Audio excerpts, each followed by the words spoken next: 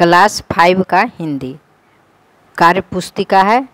पाठ 4 है चांद का कुर्ता। प्रश्न 1 है, हठ करने का तात्पर्य जिद करने से है। कविता में चांद के हठ करने की बात कही गई है। आप भी अक्सर किसी बात पर हठ करते होंगे। बताइए कि आप किस किस बात पर और कहाँ कहाँ हठ करते हैं। लिखते हैं किस किस बात पर कहाँ कहाँ। तो खिलौने के लिए मेले में हठ करते हैं, झूला झूलने के लिए मेले में हठ करते हैं, टीवी देखने के लिए घर में हठ करते हैं, बाहर खेलने के लिए घर में हठ करते हैं। अब है प्रश्न 2। पाठ चांद का कुर्ता के आधार पर सही कथन पर सही और गलत कथन पर गलत का निशान लगाइए। क, मुझे ऊन का एक मोटा वस्त्र सिलवा दो। सही।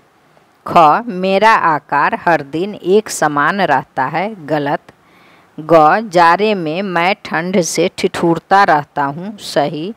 घ, चांद भारे पर कुर्ता लाने की बात करता है। सही। अंग, चांद के घटने बढ़ने पर जो आकार बनता है उसे चांद की कलाएं कहते हैं। सही। प्रश्न 3। आज बाजार में ढेर सारी वस्तुएं भाड़े पर उपलब्ध है। नीचे कुछ वस्तुएं दी गई है। आपको बताना है कि इनमें से हम किसे भाड़े पर ले सकते हैं और किसे नहीं ले सकते हैं।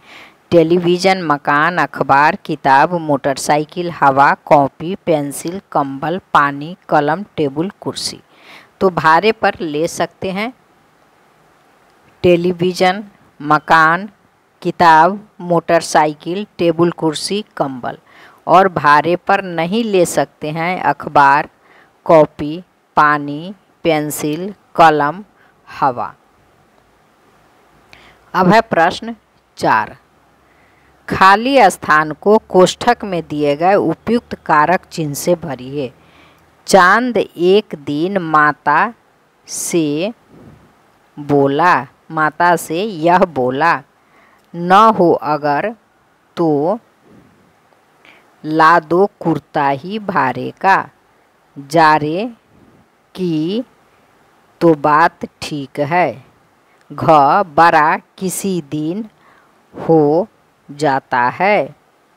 एक नाप में कभी नहीं तुझको देखा। प्रश्न 5 है, चांद का कुर्ता कविता में माँ जादू टोने की बात करती है। क्या आप जादू टोने की बातों पर विश्वास करते हैं? कारण सहित लिखिए। तो लिखेंगे, मैं जादू टोना की बातों पर विश्वास नहीं करता हूँ क्योंकि यह लोगों का अंधविश्वास मात्र है। प्रश्न 6। आपके अनुसार चांद ने भाड़े पर कुर्ता लाने की बात क्यों की होगी? अगर कुर्ता भाड़े पर ही लाना हो तो कितने कुर्ते लाने की आवश्यकता होगी? तो लिखेंगे,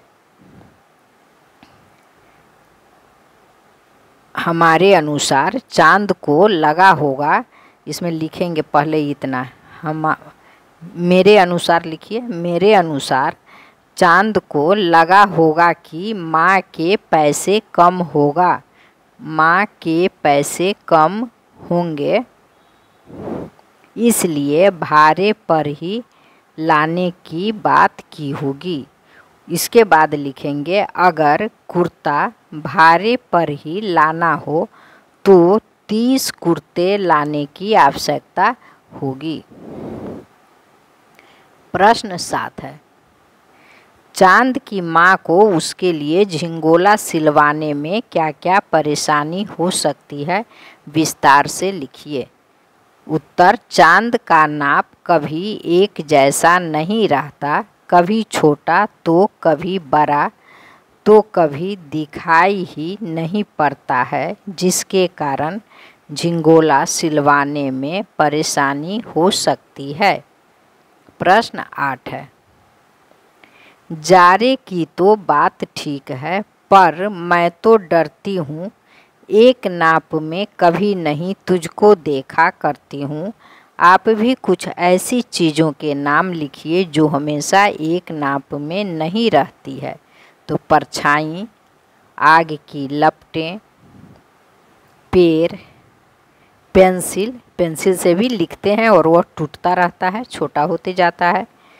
चांद, फल भी हो सकता है, जैसे आम का फल है, एकदम छोटा होता है, मसूर के दाने के तरह, बड़ा और धीरे धीरे बढ़ते बढ़ते बड़ा हो जाता है, फिर वह पक जाता है और उसे फिर वह पककर सूखने लगता है और धीरे धीरे फिर वह सूख जाता है।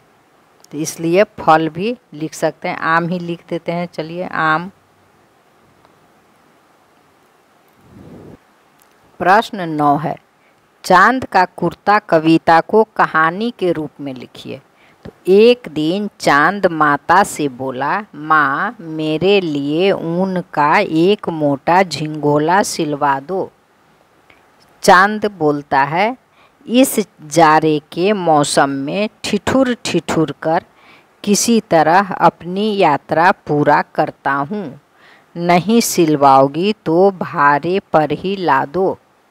अब माता बोलती है, तुम कभी एक नाप में नहीं रहते हो, रोज बढ़ते घटते रहते हो। तुम ही बताओ किस दिन का नाप लेकर मैं तुम्हारा झिंगोला सिलवाऊं। प्रश्न 10 है, चांद बड़ा ही प्यारा लगता है, तभी तो बच्चे उन्हें चंदा मामा भी कहते हैं। चांद शीर्षक को लेकर बहुत सारे कवियों ने कविताओं की रचना की है। ऐसे ही किसी एक कविता को लिखिए। तो चलिए, गोल है खूब मगर आप तिरछे नज़र आते हैं जरा, आप पहने हुए हैं कुल आकाश तारों जरा, सिर्फ मुंह खोले हुए हैं अपना गोरा चिट्ठा गोल मटोल। और एक और कविता मैं सुना देता हूँ जो सभी बच्चे जानते हैं। चंदा मामा दूर के, पुआ पकाए गुड़ के, आप खाए थाली में, बाबू को दिए प्याली में। प्याली गई टूट, बाबू गया रूठ, नई प्याली लाएंगे, बाबू को मनाएंगे। अब है प्रश्न 11, निर्देश के अनुसार दिए गए शब्दों के पर्यायवाची शब्द लिखिए। माता, माँ, आँख, नयन, आसमान, गगन, रात, रात्रि, हवा, वायु, चांद, चंद्रमा। अब है प्रश्न 12, दिए गए शब्दों के विपरीत अर्थ वाले शब्द उनके सामने बॉक्स में लिखिए। तो लिखेंगे रात का दिन, आसमान, पाताल, मोटा, पतला, जाड़ा, गर्मी, बढ़ना, घटना, छोटा, बड़ा।